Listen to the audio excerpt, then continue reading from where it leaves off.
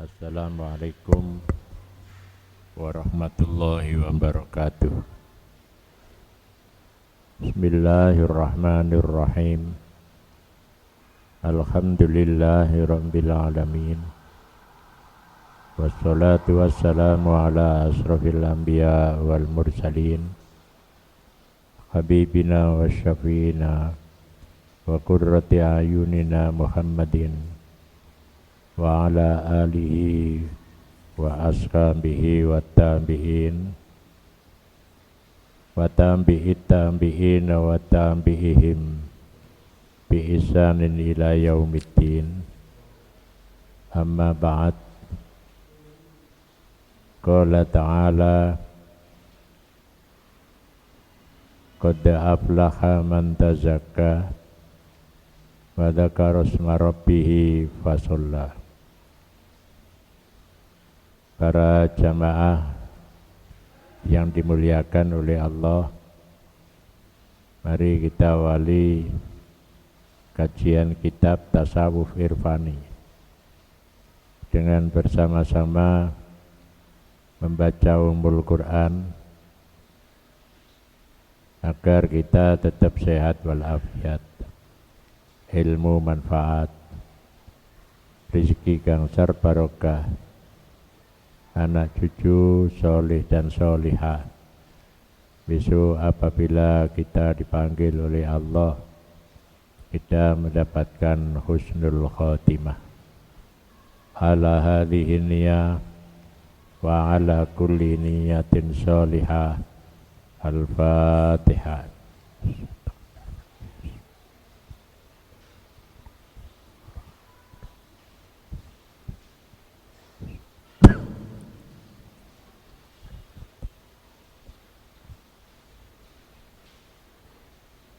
Kita buka halaman 25.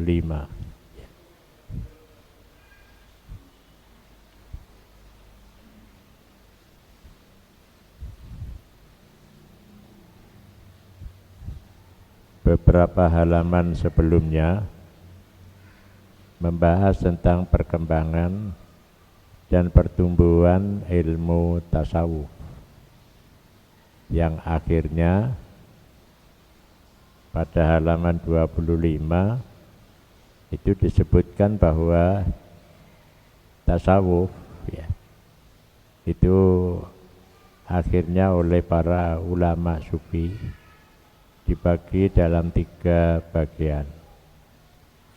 Yang pertama adalah tasawuf irfani, yang kedua tasawuf akhlaki, dan yang ketiga tasawuf falsafi.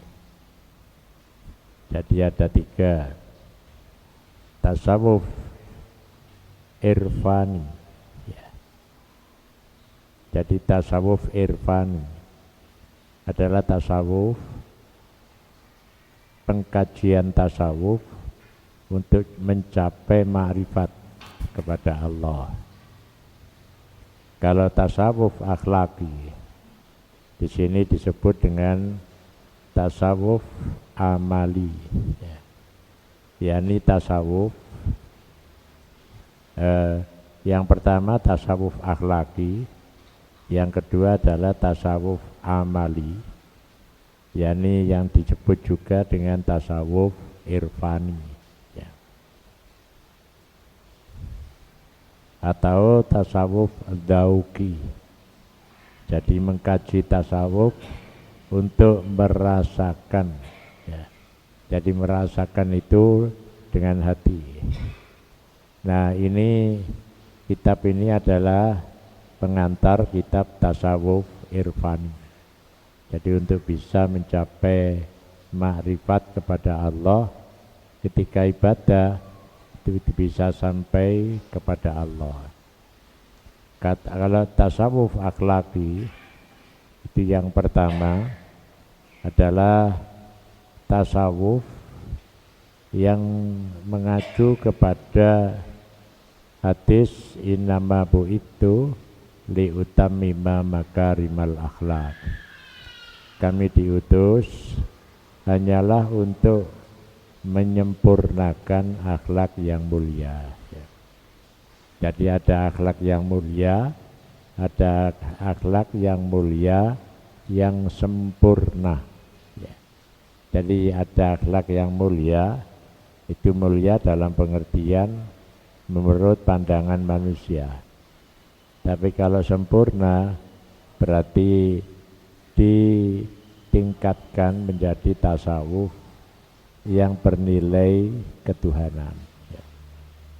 Jadi tasawuf akhlaki itu contohnya, ya, contoh yang paling gampang adalah kalau kita sedekah. Sedekah itu dalam pandangan banyak orang bagus, tapi akan lebih sempurna bila sedekah itu sandarannya karena Allah. Ya. Jadi sandarannya karena Allah. Nah, itu berarti tasawuf akhlaki melakukan bagaimana melakukan perbuatan baik tapi yang sempurna. Nah, itu termasuk tasawuf akhlaki, di mana kajian kitabnya itu diantaranya adalah kitab Risalah Kusyairiyah. Nah, kalau tasawuf irfani atau amali, ya, jadi tasawuf amali, ya, di mana seorang di dalam bertasawuf, terutama dalam beribadah, itu sampai pada tahap ubudiyah atau sampai pada tahap al-abudah. Jadi ibadah itu tidak hanya dohir, tapi juga bagaimana suasana batinnya ketika ibadah.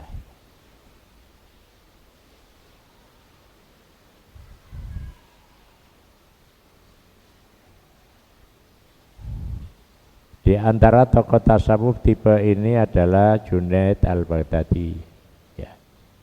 Kemudian Haris al-Muhasibi dan lain-lain, ya. Dan tasawuf irfani ini yang akan dikaji oleh penulis, ya, kitab ini, ya. Kemudian yang ketiga adalah tasawuf falsafi, ya, yakni tasawuf yang, ya, menekankan pada mistis, ya, pada mistis metafisis, ya. Jadi mistis metafisis, dan tokohnya adalah Al-Khallaj, Ibnu Arabi, ya, dan lain-lain. Dan tasawuf ini, ya, melebihkan kajian filsafat tentang Allah, ya, terutama dengan melakukan analisis, ya, analisanya para filosof Yunani, ya, seperti Neoplatonisme dan berbagai variannya. Jadi kalau umpamanya ada yang mengatakan wahdatul wujud, ya, itu kan menyatunya wujud Tuhan dengan manusia. Maka di situ, ya, harus dianalisis apakah bisa hamba itu menyatu dengan Tuhan. Nah, itu pemikirannya panjang, ya.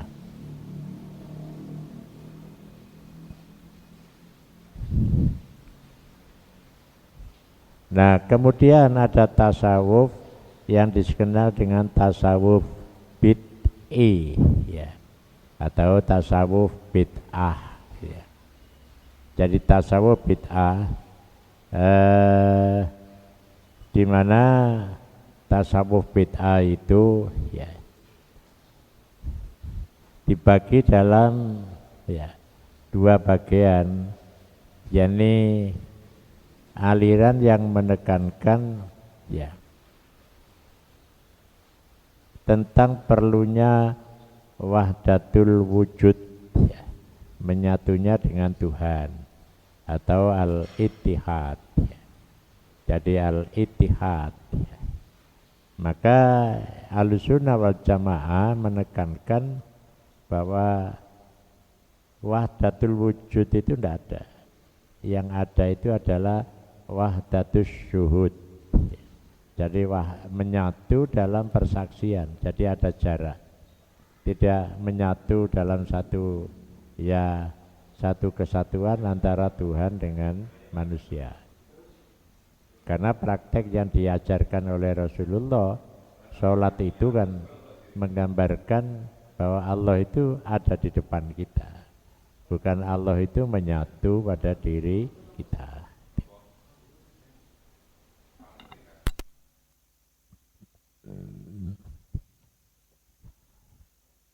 Nah, dengan demikian kalau sampai ada pemikiran bahwa manusia itu bisa menyatu dengan Tuhan dalam pengertian zat, itu tasawufnya bid'i, ya. Jadi bid'ah. Karena kalau sudah merasa menyatu, akhirnya tidak sholat. Nah, ini yang paling berbahaya. Nah, kemudian pembahasan bagian F, tujuan kajian tasawuf. Ya. Jadi tujuannya apa? Secara umum tujuan tasawuf, ya, yang terpenting adalah agar hamba bisa sedekat mungkin dengan al-haq, ya. Jadi bisa dekat dengan al-haq. Jadi itu tujuannya secara umum. Jadi kalau umpamanya dekat, bukan dekat dalam pengertian zat, tapi berdekat dalam pengertian sifat. Kalau sifat bisa menyatu karena Allah telah memberikan sifat-sifatnya itu kepada hambanya. Memberikan sifat-sifatnya kepada hambanya. Seperti sifat al-ilmu. Kemudian kalau kita membaca sifat Allah yang 20, ya, maka itu bisa, dan itu diberikan oleh Allah, kecuali yang tidak diberikan. Al-hayat, hidup, al-ilmu, ilmu, hayah, ya, kemudian al-qudrah, iradah, itu diberikan oleh Allah kepada hambanya. Jadi kemampuan untuk qudrah dan iradah. Nah, jadi manusia itu oleh Allah telah diberi sebagian sifatnya, ya. Jadi diberi oleh Allah sebagian sifat Allah kepada manusia. Jadi makanya kalau kita merujuk kepada wa ilqala rabbuka lil malaikatis judu li adama fasajadu illa iblis, ya. Jadi ketika Allah mengatakan kepada malaikat dan jin, ya, mereka semuanya sujud illa iblis. Mengapa kok sujud? Karena manusia ini diberi dua hal yang itu tidak diberikan kepada makhluknya yang lain. Yakni yang pertama, dia memiliki sifat kemanusiaan dan sekaligus sifat ketuhanan. Lah sifat ketuhanan itu oleh Allah diberikan kepadanya. Ya, seperti al-qudrah, kemampuan, al-iradah, berkehendak, dan lain sebagainya. Ya. Al-ilmu, sehingga manusia juga punya ilmu. Wa 'allama Adamal asma'a kullaha. Ya. Jadi wa 'allama Adamal asma'a kullaha. Adam itu mengetahui, ya, diajar tentang nama segala sesuatu. Jadi tidak ada sesuatu yang tidak ada namanya. Itu Allah telah mengajar kepada Adam.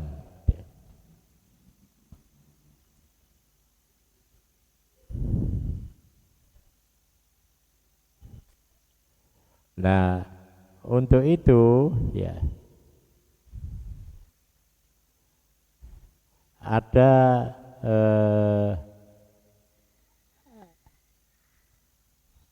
tujuan yang pertama adalah tujuan yang menekankan ya, pembinaan aspek moral ya. Jadi aspek moral ya. Sebagaimana yang dikehendaki oleh Rasul di atas, innama bu'itu liutamima makarimal akhlak. Saya diutus untuk menyempurnakan akhlak yang mulia ya. Jadi tujuannya agar dengan mengkaji tasawuf dia memiliki akhlak yang mulia yang sempurna gitu. Jadi akhlak yang mulia dan sempurna ya. Kemudian yang kedua tujuannya yakni tasawuf irfani yang bertujuan agar ya bisa makrifat kepada Allah melalui ya. Jadi melalui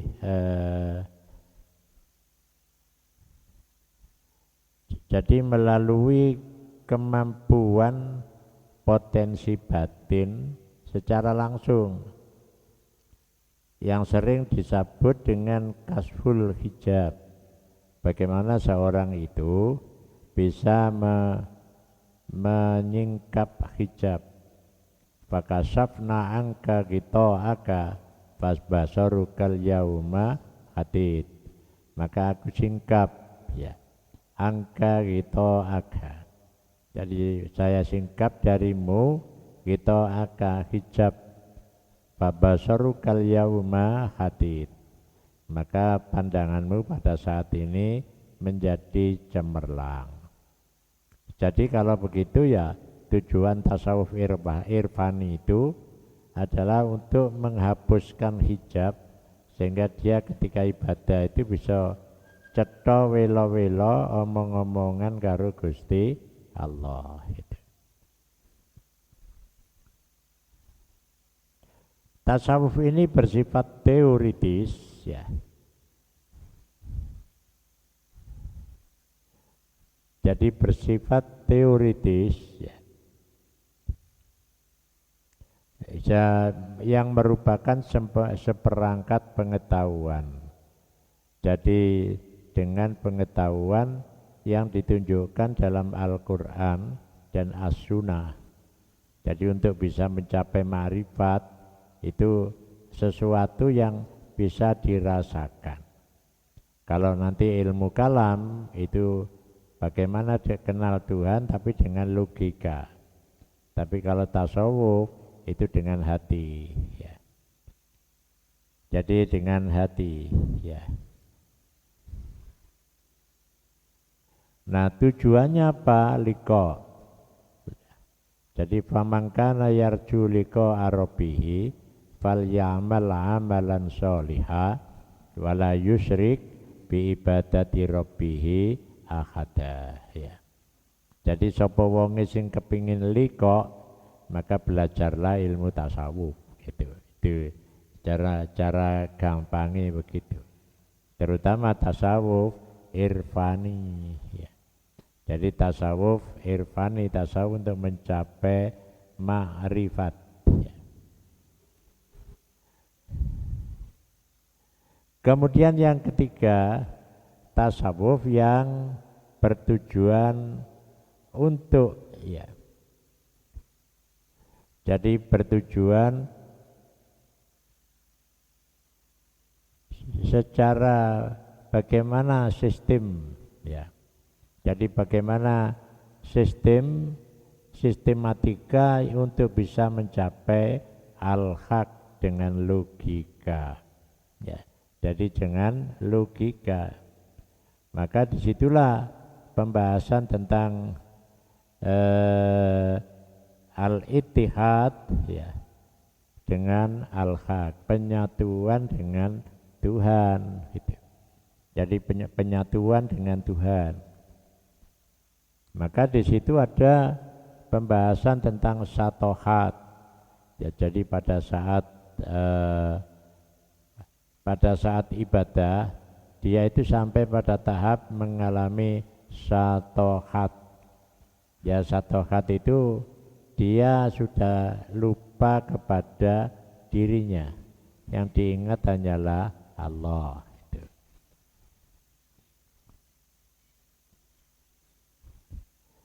Lah makna dekat dengan Allah ya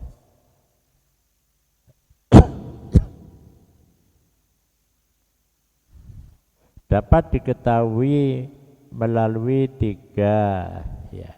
Jadi melalui tiga simbolisme, yaitu ya dekat dalam arti melihat al-haq ya. Jadi dekat dalam pengertian melihat al-haq dengan rohani. Jadi dengan rohani.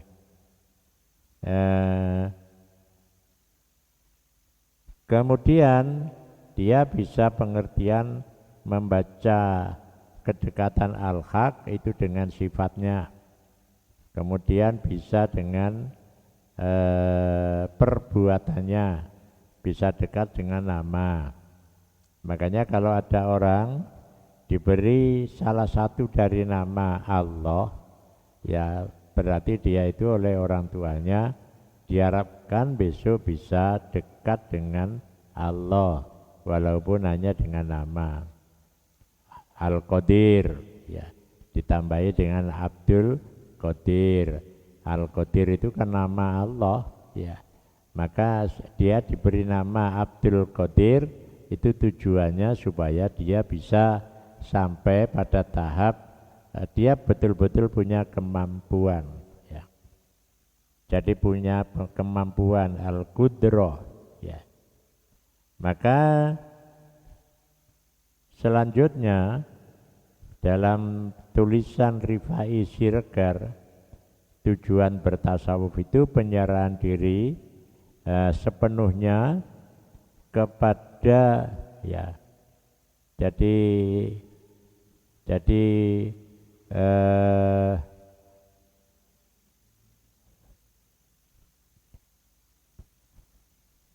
penyerahan diri sepenuhnya kepada kehendak ya, kehendak al-haq. Jadi kalau dia hidup itu dia ada orang cerita begini, wis iku ngono karepe Gusti Allah. Jadi lek umpamane ana wong menungso menghadapi orang lain ya kita tidak mampu ya, maka dia kembalikan sesuk-sesuk ditoto karo Gusti Allah. Itu tujuan bertasawuf ya. Jadi tidak memaksakan kehendak. Jadi tidak memaksakan kehendak.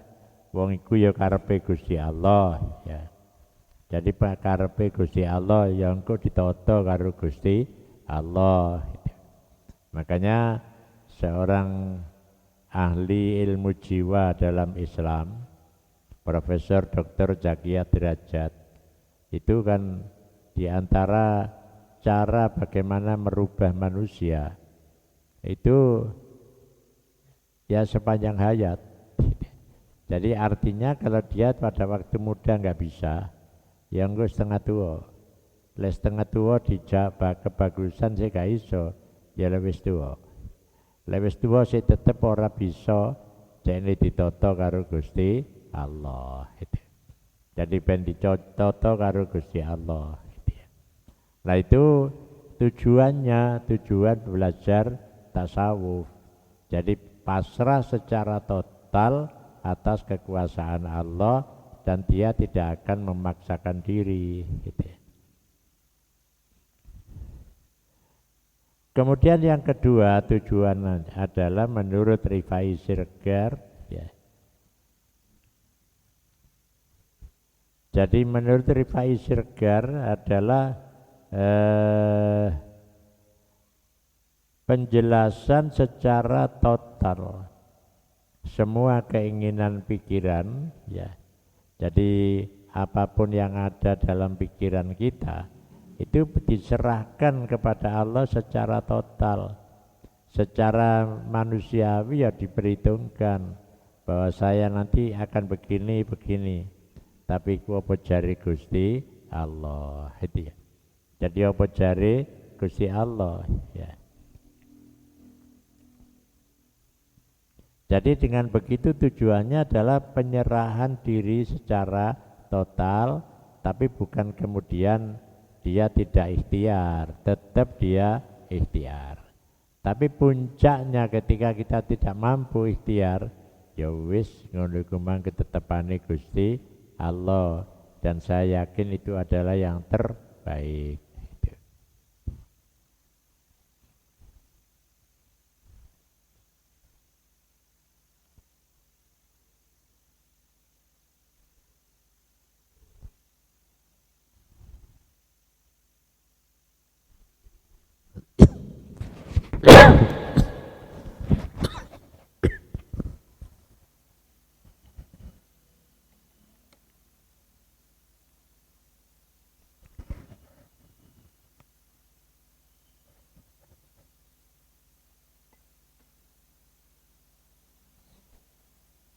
Jadi itu tujuan yang kedua. Jadi tujuan yang kedua, dia tetap ikhtiar secara maksimal, tapi dia menyadari bahwa ikhtiar kita itu ada keterbatasan. Maka kita kembalikan kepada Allah. Maka disitulah muncul ya al-fana wal baqa. Jadi fana itu seorang yang sudah masuk ke wilayah ketuhanan, dia sudah lupa dirinya. Al-baqa seorang sudah masuk ke wilayah ketuhanan, tapi dia masih sadar dengan dirinya gitu.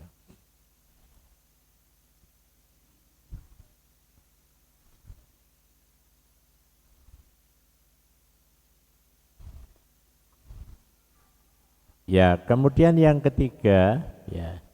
Jadi yang ketiga tujuan menurut Rifai Siregar adalah ya. Jadi tujuannya untuk bisa mencapai, jadi kalau di sini disebutkan mencapai tujuan sebagaimana dimaui oleh Al-Haq. Jadi ya apa yang dimaui oleh Al-Haq ya. Tiada yang dicari ya kecuali dia ya. Inilah ya, pandangan ulama yang disebut dengan bahasa minallah ilallah ya. Jadi bahasa minallah ya fillah ilallah. Jadi pokoknya melaku secara total diberikan kepada Allah. Tapi dia tidak memaksa dalam menghadapi ikhtiar itu ya. Karena banyak orang itu kalau berikhtiar tidak berhasil, kemudian dia menjadi putus asa. Tapi bagi orang yang belajar tasawuf tidak mengenal putus asa. Jadi umpamanya daftar di sana, kemudian gagal, di tempat lain gagal, dia hanya berpikir memang Allah tidak mengendaki di situ. Saya yakin bahwa saya akan diberi tempat oleh Allah di tempat yang berbeda gitu ya. Jadi itu adalah satu kehidupan ya. Jadi satu kehidupan. Nah dari situlah maka bagi seorang yang belajar tasawuf, orientasinya adalah orientasi ketuhanan ya. Jadi orientasinya adalah orientasi ketuhanan. Itu adalah orang yang belajar tasawuf. Jadi masih usahane maksimal. Tapi ya wis ya. Dia tidak akan memaksakan diri. Ya wis iku kepingin dadi tapi ora iso ya. Ya ndak apa-apa pancen mbek Gusti Allah dikersakno ngono. dan itu tetap dia berpegang pada prinsip itulah yang terbaik gitu ya. Jadi itulah yang terbaik ya. Jadi tidak memaksakan. Sebab orang itu kalau suka memaksakan kemauan itu dia sendiri yang akan rugi gitu. Karena apa? Kemampuan seseorang itu terbatas dan lebihnya itu di situ adalah kemampuan Allah itu. Jadi manusia itu umpama melaku gitu ya, batasnya dalam lingkup ini. Ya. Jadi dia terbatas di sini. Tapi kalau sudah di luar itu urusannya Gusti Allah. Gitu ya. Jadi urusannya Gusti Allah dan dia tidak memaksa. Ya tidak memaksa. Nah disinilah maka kehidupan seorang sufi itu paling enak. Jadi dia tidak kemudian gampang sakit jantung. Mengapa? Ya karena dia sumelehnya kuat. Jadi sumelehnya kuat. Jadi banyak orang itu yang sumelehnya ora kuat. Nah dengan ngaji tasawuf dia sumelehnya kuat. Ya sumeleh itu ya pasrah nang Gusti Allah itu secara totalitas. Tapi dia kemudian tidak menjadi orang yang diam. Dia terus akan bergerak gitu. Ono dene asile apa jare sing ngecat Lombok gitu ya. Jadi ono dene asile apa jare sing ngecat Lombok. Nah, keadaan seperti inilah tidak ada kecuali dalam kajian tasawuf gitu ya. Makanya kalau ya kita bandingkan ya, kehidupan umat Islam di Indonesia, kemudian kehidupan umat Islam di Oman, kehidupan umat Islam di ya mana? Jadi negara dekat Oman itu Yaman. Ya. Mereka hidup dalam suasana yang berbeda. Tapi orang Indonesia ini itu selalu karena kajiannya kajian tasawuf, dia selalu kembalikan persoalan itu kepada Allah. Jadi hanya mengembalikan kepada Allah. Jadi oleh karena itu kalau umpamanya seseorang tidak berhasil, kok di negara kita ini korupsi ya katakan 300 triliun, tapi dihukum 6 tahun. Ya. Lah ada orang mencuri ayam dihukum 10 tahun. Lah ini kita tidak bisa berbuat apa-apa, tapi semua itu kita kembalikan kepada Allah. Semoga-moga ndang ditoto karo Gusti Allah gitu ya. Karena kita tidak bisa apa-apa gitu ya. Maka jawaban kita hanyalah semoga-moga ndang ditoto karo Gusti Allah. Jadi penataan itu butuh waktu gitu ya. Jadi penataan itu butuh waktu gitu ya. Jadi makanya perkiraan ya korupsi di Indonesia tidak akan bisa hilang. Walaupun pemerintahan sudah ganti 6 kali pemerintahan, jadi 6 kali 5, 30 tahun, tidak akan bisa hilang ya. Jadi tidak akan bisa hilang kecuali kalau kita berani ya.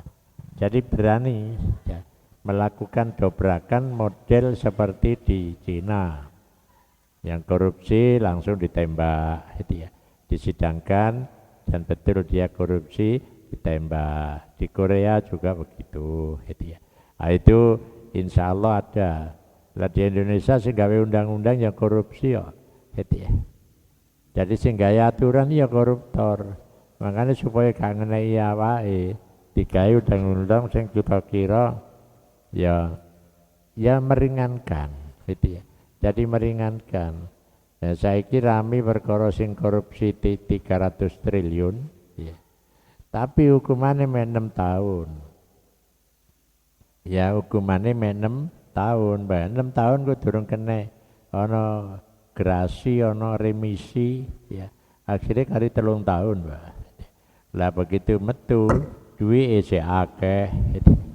Jadi itu akhirnya banyak orang korupsi, gitu. Karena undang-undangnya begitu. Apalagi KPK itu tidak bisa melaku dewi. Ya, dia harus konsultasi dengan presiden nih. Gimana Pak? Apa boleh ini saya tangkap? Gitu ya. Kalau dia menyatakan tidak boleh, ya gak boleh ditangkap. Gitu ya. Makanya guyonane wong-wong, kalau Pak Prabowo itu koruptor itu akan saya kejar walaupun sampai di Antartika, ya. Maka apa itu betul sampai Antartika? Ternyata kalau korupsi antar kita ya tidak dikejar, ya. Jadi bukan Antartika tapi antar kita, gitu ya. Lah itu memang memerlukan perubahan, gitu ya. Jadi memerlukan perubahan dan itu butuh waktu, gitu ya. Butuh waktu yang lama, gitu ya. Jadi butuh waktu yang lama. Dan nanti kalau 2045 ya, itu akan terwujud setelah Indonesia merdeka 100 tahun. Nah itu seperti Mahfud MD itu bilang, kalau di Indonesia tidak ada korupsi, maka penduduk Indonesia itu satu penduduk setiap bulan diberi 30 juta itu cukup.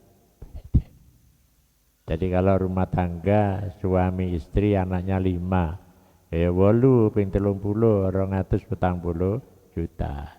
Tapi engko 2050, ya. Jadi bukan sekarang 2050, ya. Nah itu kan satu gambaran bagaimana seorang bisa korupsi 300 triliun. Nah, 300 triliun itu berapa juta itu, ya. Ya itu dibagi wong sak pakai saji ya seneng kabeh itu. Ya. Nah itu. Tapi mereka juga ya tidak merasa kemudian malu di hadapan banyak orang, tidak. Walaupun korupsi ya tetap gini-gini aja, ya. Di foto wartawan ya tetap gini. Jadi walaupun diborgol ngene-ngene gitu ya. Karena apa? Yang wong kabeh iku menungso, hakime ya menungso, jaksae ya menungso, kabeh butuh duit. Begitu ditakoni, lu mengapa kok hukumannya hanya 6,5 tahun? Saya ini manusia, banyak kesalahan, tidak bisa berbuat adil. Nanti keputusan yang adil itu di akhirat. Jadi hakime ngomongin ngono, ya. Jadi kalau di dunia ya dia tidak bisa adil dan itu diakui, gitu ya. Makanya tetap ada aturan-aturan yang harus dilakukan pedomannya. Kalau dia melanggar pedoman berarti ini komisi yudisial akan bertindak. Tapi komisi yudisial ya wong kok, gitu ya. Lah wong itu nyambut gawe kan ya butuh duit, ya. Ana duit sing resmi teko negara aturan, tapi ana sing resmi ora teko negara, ya. Lah itu yang terjadi, ya. Nek wong iku ngaji tasawuf wedi nang Gusti Allah, gitu ya. Jadi lek ngaji tasawuf itu wedi, mboten kula sungkan karo Gusti Allah. Wong Gusti Allah ya ora sare, gitu. Jadi makanya kalau kemarin banyak spanduk Gusti Allah ora sare, gitu ya. Jadi itu karena dia tidak bisa berbuat yang lebih, ya isone ya wis ngono iku, gitu ya. Jadi ya meneh-meneh dihisab karo Gusti Allah, ya.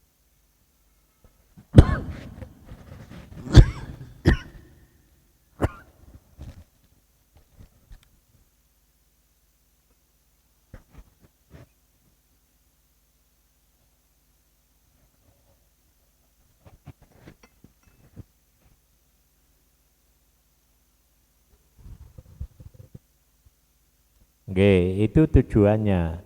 Makanya kalau orang itu sudah belajar tasawuf, ngaji tasawuf, malah hati-hati. Makanya istilah yang dipakai oleh Gus Dur itu yang ditanya wartawan tentang pamannya dulu. Jadi Gus Dur jawabnya sederhana, ngaji ini durung tutuk.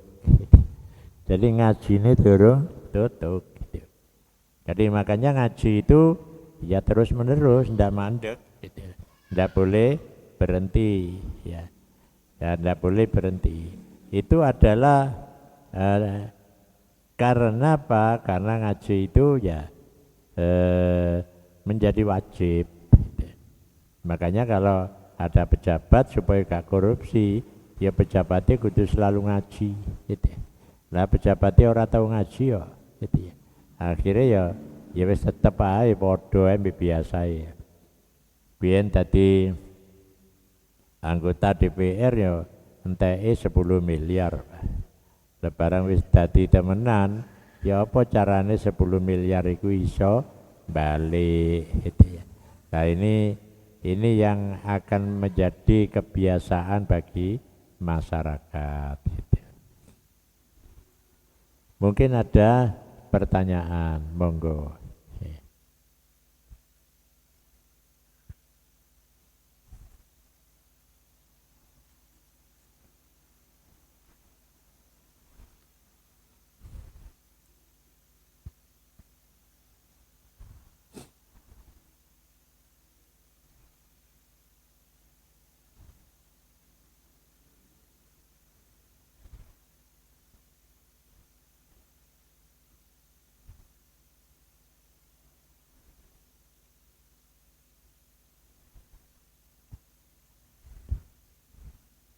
Nggih, monggo lenten pertanyaan.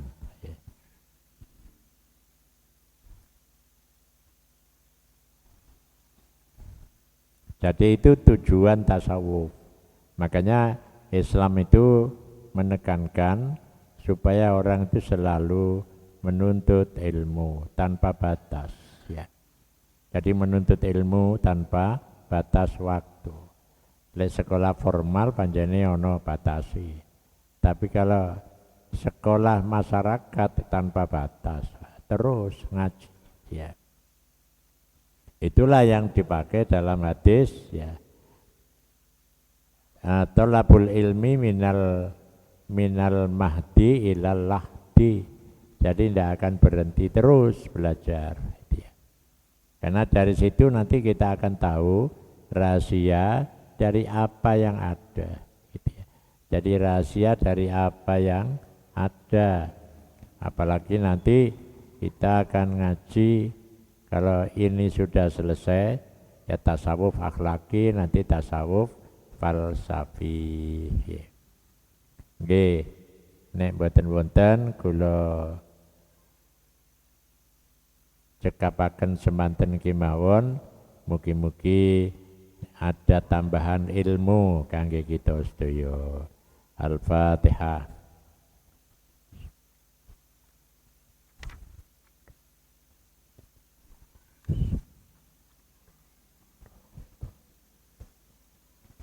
Bismillahirrahmanirrahim.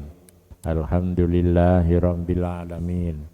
Allahumma shalli wa sallim wa barik ala sayyidina Muhammadin wa ala alihi wa sahbihi ajma'in. Allahumma arzuqna fahman nabiyyin wa khidhal mursalin wa ilhamal malaikatil muqarrabin birahmatika ya arhamar rahimin. Allahumma arzuqna khumbaka wa khumba man yuhibbuka wa khumba ma yuqarribuna ila khumbika waj'al khumbaka ahabba ilaina minal ma'il barid. Allahumma arzuqna nadra wajhikal karim wasyauqi ila liqa'i. Allahumma taqabbal minna innaka antas sami'ul alim wa tub alaina ya maulana innaka antat tawwabur rahim. Wa sallallahu ala sayyidina Muhammadin nabiyil ummi wa ala alihi wa sahbihi wa baraka sallama walhamdulillahi rabbil alamin. Wassalamualaikum warahmatullahi wabarakatuh.